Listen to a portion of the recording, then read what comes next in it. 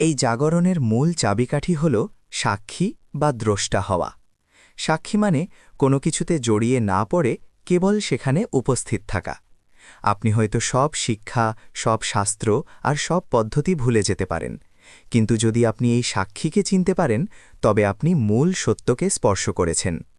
সাক্ষী আপনার কোনো অংশ নয়। এখানেই অনেকে ভুল করেন।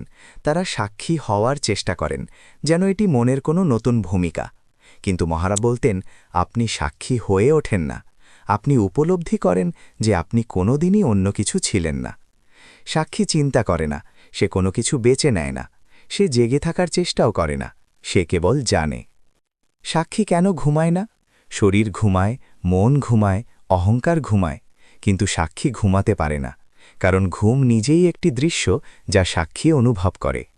আপনি যখন ঘুমান, তখন আপনি জানেন না যে আপনি ঘুমাচ্ছেন, আপনি কেবল ঘুম ভাঙার পর তা জানতে পারেন।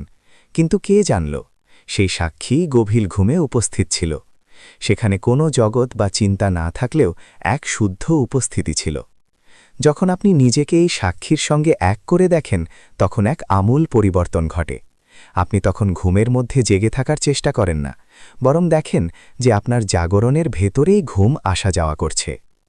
মহারাজের শিক্ষা অনুযায়ী এই সাক্ষী হয়ে থাকার সাধনা হল যা কিছু ঘটছে তা থেকে এক পা পিছিয়ে আসা। একটি চিন্তা এলো, কে জানছে সেই চিন্তাটি? একটি আবেগ এলো, কে অনুভব করছে সেটি? ঘুম ঘুম ভাব এলো, কে দেখছে সেই ঘুমকে? কথা দিয়ে উত্তর দেবেন না, শুধু সেই জানার অনুভূতির সঙ্গে স্থির হয়ে থাকুন। যখন আপনি সত্যিই সাক্ষীর অবস্থায় থাকেন, তখন দেখবেন সেখানে কোনো চেষ্টা নেই। সব চেষ্টা তো অহংকারের। সাক্ষীর জেগে থাকার প্রয়োজন নেই, কারণ সে নিজেই জাগরণ।